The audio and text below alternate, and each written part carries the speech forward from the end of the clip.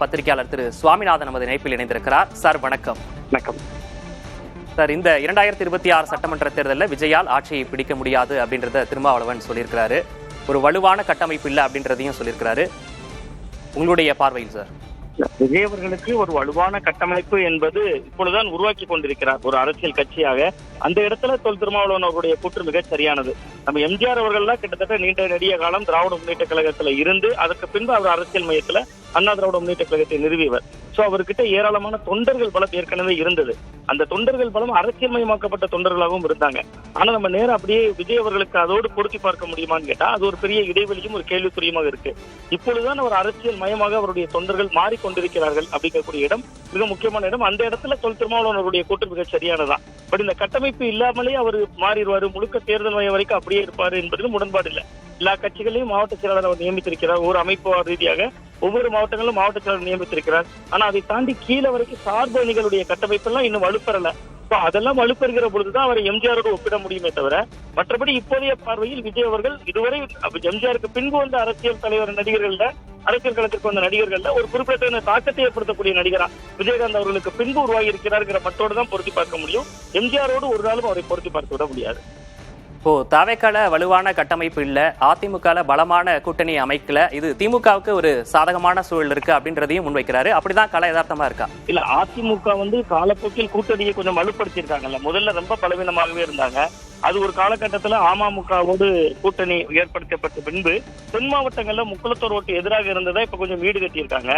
இன்னொன்று, திமுக சார்புடைய ஓட்டுகளையும் விஜய் ஈர்க்கிறார், அதிமுக சார்புடைய ஓட்டுகளையும் விஜய் ஈர்க்கிறார். இப்ப விஜய் எடுக்கக்கூடிய ஓட்டை பொறுத்துதான் வர்ற தேர்தலில் வெற்றி தோல்வி தீர்மானிக்க போகுது.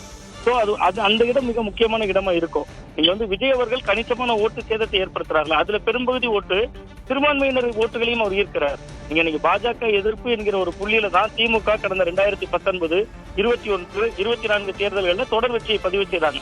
இன்னைக்கு நீங்க ஜனநாயகன் படத்துக்கு இவ்வளவு பிரச்சனைகள் இருக்கு, சிபிஐ விசாரணை வளையத்துல விஜய் இருக்காரு. நேற்று கூட ஒரு நீதிமன்றத்தினுடைய உத்தரவு வந்திருந்தது, கிட்டத்தட்ட 1.5 கோடி அபராதம் செலுத்தணும்னு. இப்படி பல சூழல் நெருக்கடிகள் இருந்த பின்பும் கூட அவர் இன்று பாஜக பக்கம் நகரல. இங்க பாஜகவை அவர் எவ்வளவு வெளிப்படையாக விமர்சிக்காட்டாலும் கூட பாஜக பக்கம் நகரவும் இல்லை. அப்ப அவர் இதே ஸ்டாண்ட்ல நிற்கும்போது திமுக ஓட்டையும் தானே சேதப்படுத்தும். அப்ப விஜயால் திமுக ஓட்டும் சேதமாகும். ஆளுங்கட்சிக்கு எதிரான ஓட்டுகளை ஒட்டுமொத்தமா அறுவடை செய்கிற இடத்துலயும் அதிமுகவும் அதுல பலவீனப்படும். சோ இரண்டு கட்சிகளுக்குமே விஜயால் சேதம் தான் இருக்குமே ஒழிய அது யாருக்கு கூடுதல் சேதம் என்பதை பொறுத்துதான் வெற்றி தோல்விகள் அமையும் தான் பாக்குறேன். இப்போ எடுத்தெடுப்பிலே யாரும் வெற்றி பெறல, அதுதான் அரசியல் வரலாறு அப்படின்ற ஒரு விஷயத்த முன்வைக்கிறாரு திருமாவளவன். அதே நேரத்துல அதிக இடங்கள்ல வெற்றி பெற்று ஆட்சியை பிடிப்பாரா அப்படின்ற ஒரு சில பேர் பேசுறாங்க அப்படின்ற விஷயத்தையும் அவர் பேசியிருக்காரு. அதை நோக்கி நகர்றாரா விஜய் அப்படின்னு நம்ம எடுத்துக்கணுமா? இதை எப்படி புரிஞ்சுக்கிறது? இல்ல, முதல் தேர்தலில் விஜய் வெற்றி பெறுவார் என்பது அவருடைய நம்பிக்கை, தாவேக்காவுடைய நம்பிக்கை. பட் அது களத்துல அவர் வேகம் காட்டல. அந்த இடம் தொல் திருமாவளவன் அவருடைய கூற்று மிகச் சரியானது. நீங்க எம்ஜிஆர் அவர்களை முன்னுதாரணமா சொல்றாங்க. எம்ஜிஆருடைய போல எம்ஜிஆருக்கு அப்புறம் தான் என்பதை அவர் நிறுவ முயல்கிறார். 1977 அண்ணா திராவிட முன்னேற்ற கழகம் ஆட்சிக்கு வந்ததுன்னா அவர் 72 பின்பு நடந்த இடைத்தேர்தல்களில் போட்டியிட்டார்ல, திண்டுக்கல் இடைத்தேர்தலில் போட்டியிட்டாரு. பல தேர்தல்களில் களம் கண்டுச்சுல அண்ணா திராவிட முன்னேற்ற கழகம். ஆனா இங்க நேரடியா ஒரு முதல்வர் பதவிக்கான தேர்தலில் மட்டும்தான் போட்டிடுறோம். நடுவில் வரக்கூடிய பாராளுமன்ற தேர்தலில் ஒரு பார்வையாளராக கடந்து போறோம். ஒரு ஈரோடு கிழக்கு இடைத்தேர்தலை கடந்து போறோம். ஒரு அன்டெஸ்டட்னு ஏன் இன்னைக்கு சொல்றாங்க விஜய? நீங்க இந்த தேர்தல்களை எல்லாம் சந்தித்திருந்தா, ஒரு ஓட்டு வங்கியை காட்டியிருந்தா, ஒரு இவ்வளவு ஓட்டு வங்கி இருக்கு, நீங்க கூட்டணி கூட அமைந்திருக்கும். இன்னைக்கு அவர் வெளிப்படையாக அழைக்கிறார், ஆட்சியில் பங்கு அதிகாரத்தில் பங்குன்னு கூப்பிடுறாரு. தமிழ்நாட்டுல ஆட்சியில் பங்கு அதிகாரத்தில் பங்கு என்கிற பொருளை முதல்ல பேசின கட்சியை வீசிக்காது. அவங்களுமே கூட நகரல இல்லை, யாருமே நகரல இல்ல. காங்கிரஸ் கூட இன்றைக்கும் ஒரு பேர வலிமையை கூட்டுறதுக்கு தானே விஜய் அவர்களை பயன்படுத்துறாங்க. சோ அப்ப விஜயிடம் இருப்பது ஒரு நம்பிக்கை. நாங்க முதல் தேர்தலே ஜெயிச்சிருவோம், வெற்றி பெறுவோம் என்பது நம்பிக்கை. கல யதார்த்தம் அது அல்ல. விஜயால் ஒரு பெரிய சேதத்தை ஏற்படுத்த முடியும். அந்த ஸ்பாயிலர்னு சொல்லுவோம் ஒரு வார்த்தை. அந்த வார்த்தை ஒரு காலகட்டத்தில் மக்கள் நல கூட்டணியாக இருந்தாங்க. தேமுதிக வந்த போதுல தேமுதிகவாக இருந்தது. விஜய் வெறுமனே ஸ்பாயிலராக இல்லாம ஒரு கவனிக்கக்கூடிய ஸ்பாயிலரா இருப்பாரு. மிக முக்கியமா கணிசமான தொகுதிகள்ல அதிக ஓட்டுகள் எடுப்பார். அது வெற்றியை நோக்கி நகரணும்னா அவர் கிரவுண்ட்ல நிறைய களப்பணி செய்யணும். நீங்க எம்ஜிஆரோட அவரை ஒப்பிடுவதில் எம்ஜிஆர் அவர்கள் தொண்டர்களோடு மக்களோடு எவ்வளவு நெருக்கமாக இருந்தா, நேர போவார், ஒரு குழந்தையை அள்ளி அணைப்பாரு. நம்ம பழைய பிக்சர்ஸ் பார்க்கலாம்.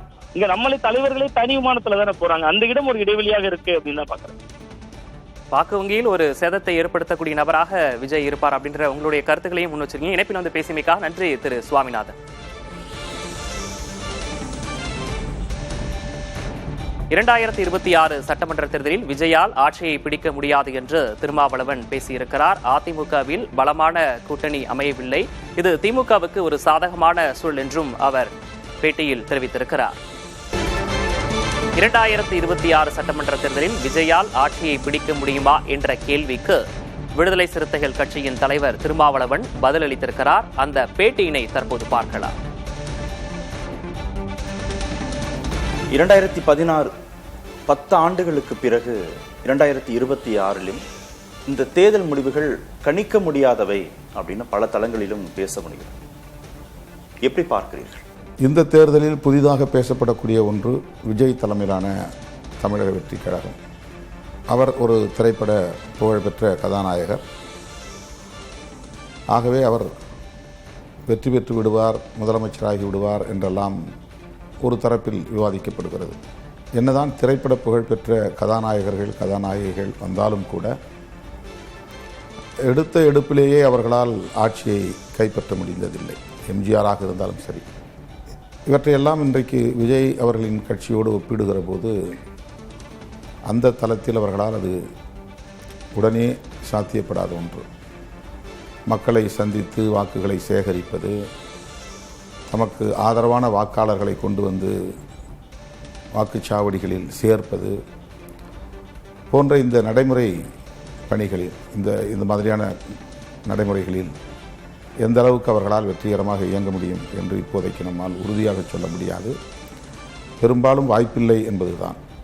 எனவே இந்த தேர்தலில் அதிமுக ஒரு வலுவான கூட்டணியாக இன்னும் உருவாகவில்லை என்பதும், நடிகர் விஜய் அவர்கள் இன்னும் முழுமையான ஒரு அரசியல் இயக்கமாக மாறவில்லை என்பதும் திமுக தலைமையிலான மதசார்பற்ற முற்போக்கு கூட்டணிக்கு சாதகமான சூழலையே தருகிறது. அப்படி ஒரு சூழல் இருக்கிறது என்று நான் நம்புகிறேன்.